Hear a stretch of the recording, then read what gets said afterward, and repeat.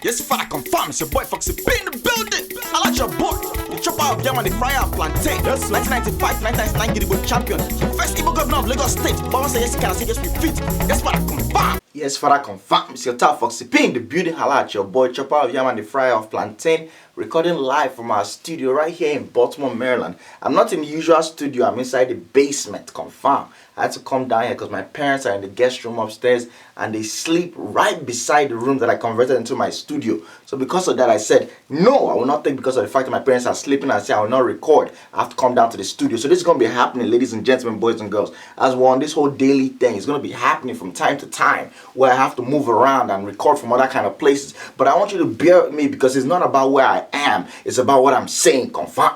I want to give a shout out to every single person who watched that last video. Thank you for supporting. We're doing an amazing job right now. We're moving ahead. The ginger is so heavy. The ginger is so internal. Confirm. Today I had a different topic I wanted to talk about. But as soon as I came into my house, I saw my father. I saw my mother. I saw my little brother watching Obama giving his farewell speech. Come on now.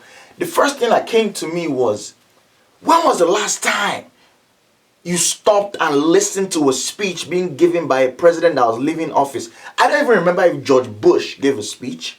I know for a fact that it's possible that President Jonathan of Nigeria gave a speech, but nobody remember. I know for a fact that the Ghana president that just left gave a speech, but nobody remember. I know for a fact that the Gambia president that just left, no, he did not leave. Confirm. Ladies and gentlemen, boys and girls, it's an amazing time. We're living in a beautiful time to have experienced Barack Obama. Let me be the first to say this. As somebody who, when Barack Obama came into power, I was kind of like, yo, I'm giving this man my full support, everything I can possibly do to get him elected into office. But at the same time, I'm still like, I'm chilling because I know for a fact that this country is a funny country. America is a funny country.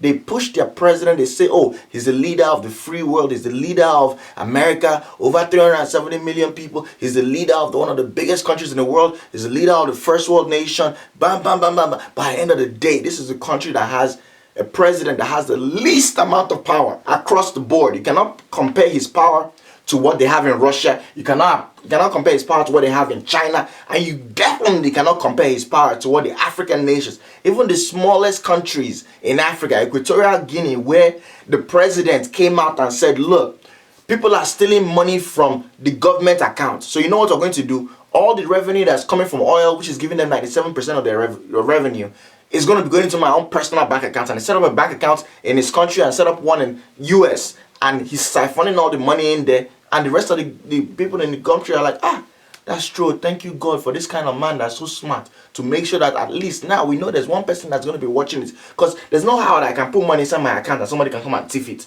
So it makes sense that the president, who's our leader, is using his own bank account to come and control our money. Come on now. Ridiculousness, stupidity. Confirm. So I was like, this man is not going to be able to do anything. But he surprised me. He surprised me by the way he entered the office. He surprised me by what he did in Wall Street. He surprised me when he was able to pass the healthcare reform. He surprised me when he was able to cut down on the number of soldiers that are fighting the war. I remember when Capone, Oluwa Kaponeski, you guys know him as Matobi, one of my comedians who I love from now till forever. When he joined the military, I was like, dang, this motherfucker is going to go to war. I was scared. I was concerned. But then Barack Obama coming into power was now dialing down on all the kind of fighting that they are fighting, knowing fully well that the US entered the war and started fighting Iraq on to say they have weapons of mass destruction, when we know that there was no mass destruction weapon. Not even ordinary raid that they can use to be fleeting mosquito, they didn't even have there. Confirm. So he was able to cut down on things, knowing that the president of the president of America, who was starting that war, George Bush II, the reason why he was fighting that war was because he knows that Saddam Hussein has said that he wants to kill his father. So he said, you want to kill my father? I will kill you. And what did he do? He made sure that he killed them. Confirm. So looking at all those things, I was like, dang, Barack is actually working. But ladies and gentlemen, I'm not here to sing the man's praises. What I'm here to do is talk about me, myself, being a young black man who lives here in America. Because you know what they say. You might be thinking there's a difference between us that are black Africans and African Americans, but there's no difference. When the police see me driving, what do they say? There's a black guy inside that Lexus. That's all they see. When somebody sees me talking about, oh, I just bought my house, they're like, oh, wow, you're probably a drug dealer. They're not looking deep to find out where you're from. Nobody cares whether your name is Adetokumbo, whether your name is Inyani Chuku, whether your name is Marcus. Nobody cares. They look at us as long as you have this skin tone. I remember one of the first internships I got in college. One of the guys I was working with, this guy, he didn't mean any harm. Oh. He just came up to me and said, wow, I'm so happy that our company is so progressive. You know, the fact that, you know, they're really focused on this affirmative action, making sure that we can at least hire one colored person to be in this department. I was like, dang, my buddy cool. Because initially I'll be like, no, I'm not African American, I'm African. Can't you see my name? I cannot even pronounce it. So how can you even say it? My name is so long, can barely fit into an SAT form. And they'll be like, nah, we're not seeing where you're from. We're just looking at your color. We're looking at your skin tone. It's only the Asian people that an Asian person who was born here, whose father was born here, whose grandfather was born here, people will still see him and be like, hey man, where you from? They'll be like, no, I'm from San Francisco. They'll be like, no, where you from? But with us, they don't even ask us those kind of questions. They just assume that we're African Americans. So seeing another black man rising to the top was an amazing thing. You know, there's something about leadership that I've been able to learn this past couple of years leading these comedians, you know, doing the African Princes of Comedy tour and all that kind of stuff. You know, you start to understand what leadership really means. Leadership is not the person that's going to come out there and, you know, be giving order. Leadership is not the person that's going to be calling people and go, hey, do this, do that. No. Leadership is the man or the woman who inspires. And let me talk about inspiration, because at the end of the day, when you're as a leader, all you're giving your followers is inspiration. You're inspiring them to be greater than they could ever be by themselves. You're making them look up to you and say, yo, if he could do it, I could do it. You're making them look at you and say, if he's moving, I'm moving behind him. If you look at some of the greatest leaders in the world that we've ever had, look at Napoleon, look at Alexander the Great, look at all of these men that have led people in the past. You know for a fact the reason why they were able to lead people and say, follow me, let's go and conquer India. Follow me, let's go and conquer Germany. Follow me, let's go and take over the world, is because they inspired them. Because let me tell you something, when a man is facing his own death, knowing fully well I can go on this battlefield and die, he's not looking at the money he was supposed to make. He's not looking at the kind of largesse. Oh, we'll go and pillage that town and collect their gold and rape their women and all kinds of nasty things, which, let's keep it real, back in the day, one of the things they used to tell the soldiers to make them join the military is that, if you come with me, any village that we enter, you have 5 women, of which, if you guys look at ISIS right now, that's still part of what they're telling them. That, you know what, if you join ISIS and if you bomb yourself, you're going to go into the great beyond and you have 40 virgin for you yourself to just be enjoying. What about the 40 virgin father? How does the father and the mother feel knowing fully well you're pillaging their daughter? Have you thought about that in the afterlife? Is God the kind of God that will just let you just sit back and just be enjoying virgin? But let me not move away from what I'm talking about. It's not about the gold, it's not about the diamonds, it's not about the precious metals, it's not about what they stand to gain from a wealth perspective. It's that inspiration you've put inside of them that made them decide that, you know what, I will follow this man to the end of the world and back. Which is why if you look at leadership right now as we have it today, people don't lead by inspiration anymore. People lead by meeting you at your point of need. What do I mean by that? If you have a company, if you think about the greatest companies that have been created in our own lifetime, think about Facebook, think about Microsoft, you think about Apple. These are all companies that were started with a core group of people where they saw a leader, and the leader was like, come on man, we need to finish this code by tonight. And that guy is working night and day trying to finish it, not thinking about which kind of money can come out of it, but thinking about, I just want to make my leader happy. He has given me this vision and he's working through this vision, and even when I sleep and I wake up, I still see him working, so I'm going to keep pushing behind him. But now what we've done is there's no more inspiration anymore. We meet people at the point of need. What do I mean by point of need? If I have a company now and I need you to come do something for me, I'm not going to go lyric here and tell you how amazing my company is and why you should come work for me. All I'm going to do is be like, how much do you want to make? You're like 80,000. You're like, you know what, we're we're gonna pay you $90,000. You're like, damn, $90,000. I'm in right now. To the extent that even when people are joining the military now, nobody is doing military that, oh, for my country, I want to go and fight for my country. No, what they're doing is they'll tell you that, you know what, we're giving you a bonus. They're giving them bonus of $20,000 sign-up fee, $15,000 sign-up fee. America is one of the few countries in the world that still does this whole thing where you could be an illegal immigrant here in America. If you say you want to join the military at this, whoa, as soon as you enter, once you finish your basic training, as you're coming out your citizenship. So these are things, now you have to give incentives for somebody to follow you to where you're going, because the inspiration is lacking. But one thing that Barack Obama did for me as a person was that he inspired me. How did he inspire me? He inspired me in terms of knowing that my skin tone does not change anything. If I'm a man of integrity, if I'm a man who's determined to be great, I can achieve what I want to achieve. Now, don't get me wrong, I'm not naive. This is a country in which the skin tone is a big thing. You see what's happening right now. Donald Trump was elected president without 2% of the black votes. He entered the presidency ignoring us, catering directly to the poor and the middle class white Americans who believe that they've been suffering. And now is their chance to go inside there and get the largesse. You guys can go and watch Africa Today show where I talked about Trump. I went into detail about the kind of person he is. Confirm. That will help you to understand where I'm coming from. I'm not going to go into those kind of details right now because we already left it. But I'm talking about how Barack Obama inspired me as a person. Let me understand that, man, being black does not mean that people will be looking at you like, oh, you have to be all about hip-hop, or you have to be all about playing game, basketball, football. You can be a great man. You can be a great woman. You can go to school, you can study, you can apply yourself to become a leader. To the extent that now, because Barack has been saying things that people will be like, dang, I didn't know a black person could say things like this. I didn't know a black guy could even be this wise. All of a sudden now you see what's happening now in corporate America. I can say that because I am in corporate America. All of a sudden we'll be inside the boardroom, we're talking. I'll raise my hand to say something. People that before they would have like, now they'll be like, oh yeah, go ahead, let me hear what you have to say. All of a sudden now people are like, dang, we can be intelligent too. We're not like this. We're like this. We can actually have something to say. We have something to give, have something to offer. To the extent that the fruits of the seeds that Barack Obama has sown, we're already seeing it now, but you're going to see that in like 10, 15, 20 years more. Where you have a lot of companies who were on that whole stereotype that black guys cannot, or black women don't have anything to offer from a head standpoint.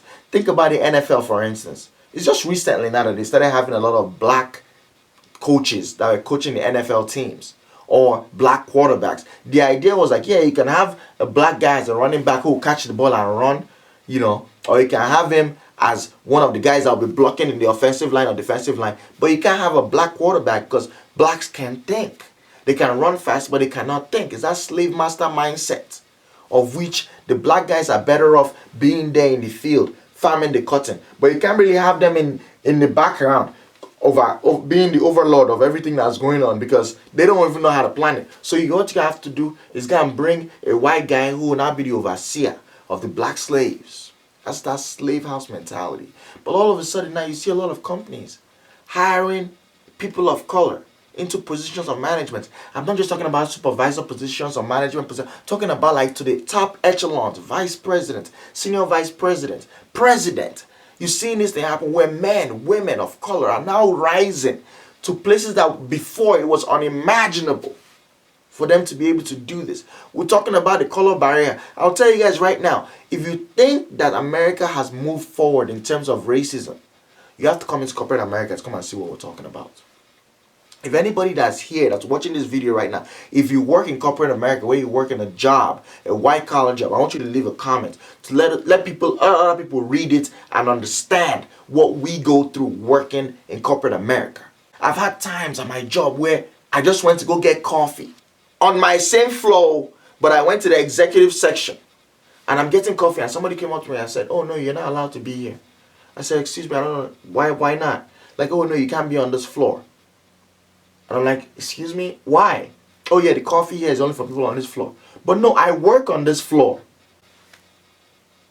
Oh. Yeah, Alright, I've seen that happen before. I've seen it happen when you're trying to enter elevator. Someone that can easily just press hold for the door to wait will see you coming full blown and just be chilling, looking at you koro like you're reading Bible verses to her. And you're quoting from the book of Thessalonians, of which nobody knows any single verse or chapter they can quote from there. I've seen where people do evil things, where people will tell me things. I will be going to a meeting and they'll tell me straight up like, "Oh man, you know, where are you from? You're Nigerian? Oh, okay. Yeah, I figured you were from somewhere else because I've worked with black people before and I've never seen a black guy like you." And you'd be like, "Oh my God." But you only do that thing internal. You don't bring it out external. You don't bring it out to show them that, "Oh man, I'm acknowledging this nonsense that you just said."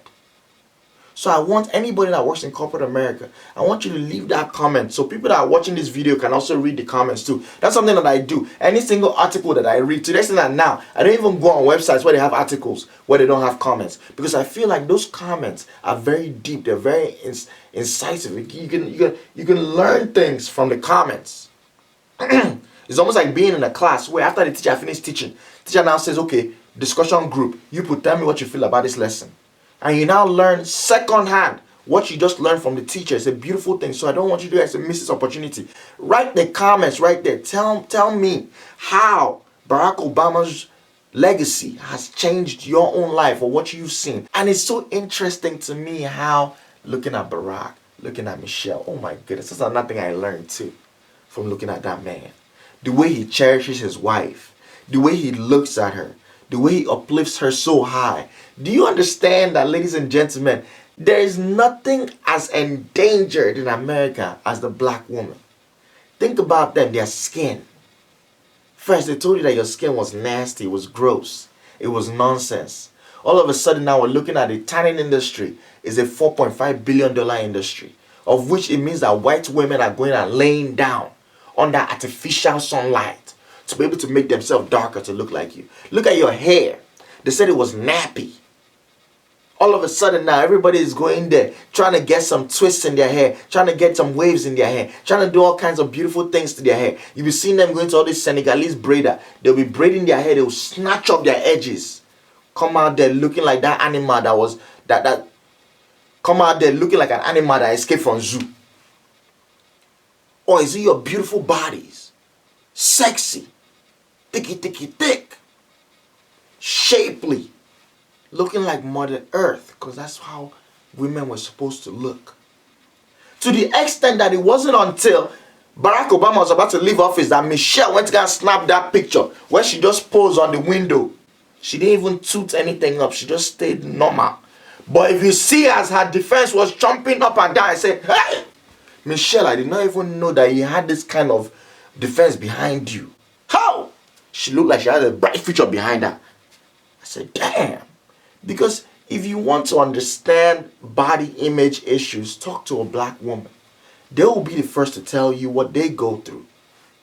How all of a sudden now every single model is looking like a size 0. If you look like a drumstick chicken that my mother has already chewed to the core and removed every single nutrition on it, you're not a real woman. But for some reason, every single model that you see on the runway is looking like they have not eaten in 16 months.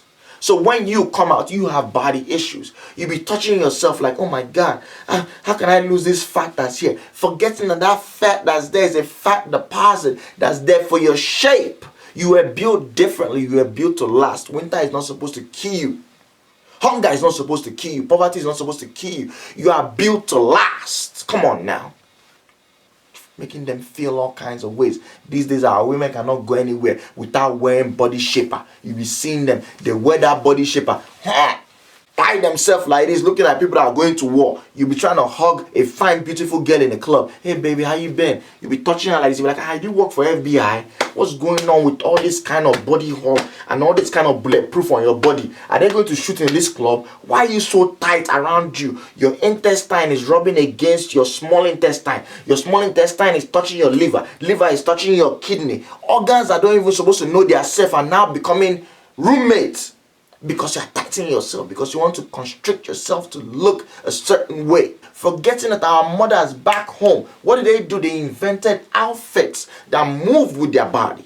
You see them when they tie that wrapper, they tie that George, they wear their boo-boo, looking all sexy, looking all beautiful. That's why I tell people all the time, every single wedding, you'll be seeing all these our beautiful African sisters coming out when they go to tailor, and tailor will now sew clothes that fit them. Because you people are always going to Banana Republic, you're always going to Limited, you're always going to all these stores that's not selling clothes for us. The only brand that was even trying to make clothes for us, the only two of them, the Leon, that's Beyonce own, that one is gone. And Apple Bottom, that's Nelly Jeans, is not there anymore. So now there's nobody that's designing clothes for you guys. So I understand where you're coming from. I feel for you. So when you go to that wedding, when you've gone to a tailor and a tailor has made a beautiful ashrebi for you, and everything is just joining together, all of a sudden all different kind of uncle, from age 14 to age 55, are trying to toast you. Why? Because now your body is coming out.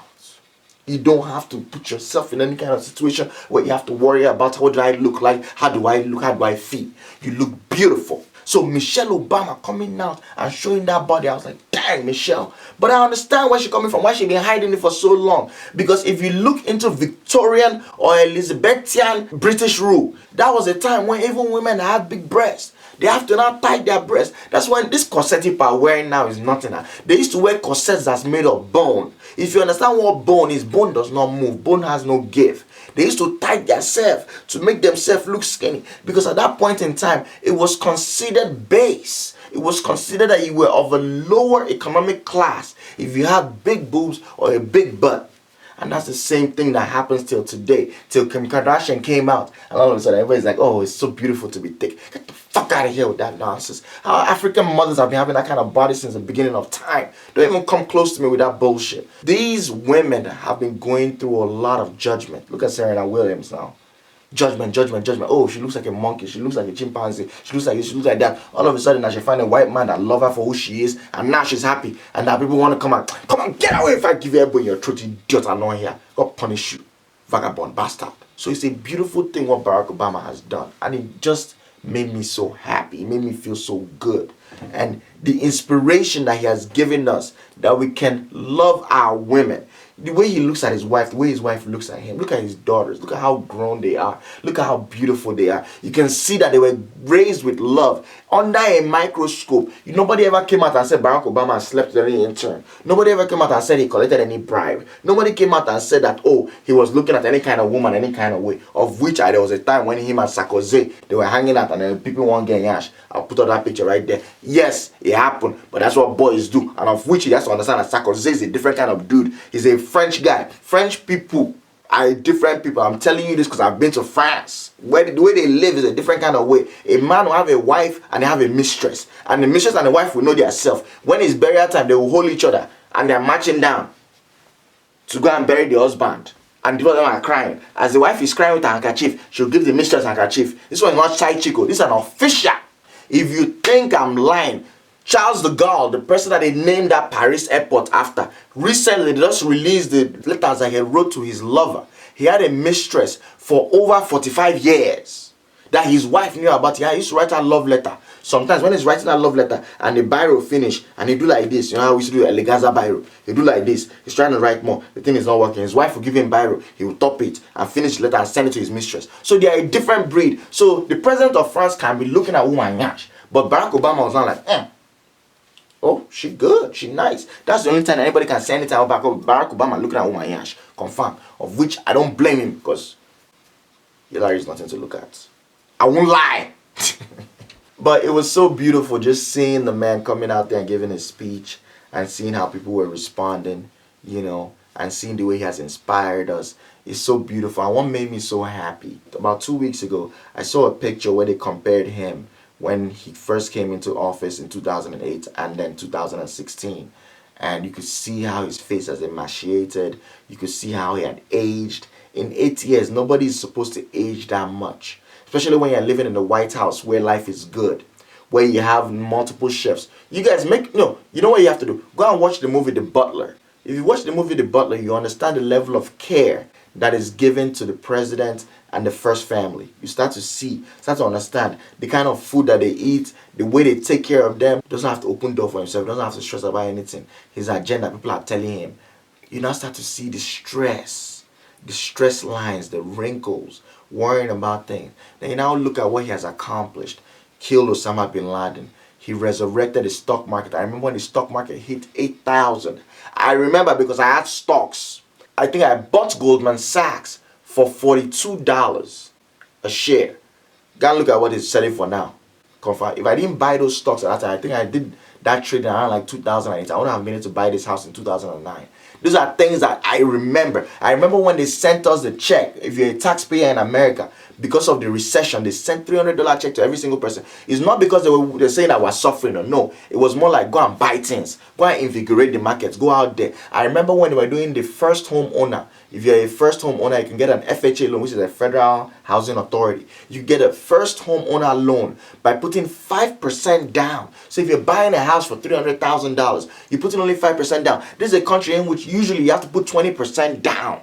You can put only 5% down, and as long as your credit is good, you get that house. I remember all of these things. I remember how this guy reformed the credit card situation, where credit cards were just killing people deadly. All of a sudden, they made simple things, simple changes. One of the changes that they made was the fact that you have to put the interest rate on the front page of the person's credit card statement. So when I pick up my credit card statement now, if I'm trying to compare my credit card statement to see which credit card should I be using, because I want to know which one is going to be killing me, right there you can see the percentage. And even if they say APR, because that APR is a crazy thing, it's not an interest rate, APR, annual percentage rate or whatever, it's not a straight rate. It's a rate that is funny. It's calculated per day based on which balance you have.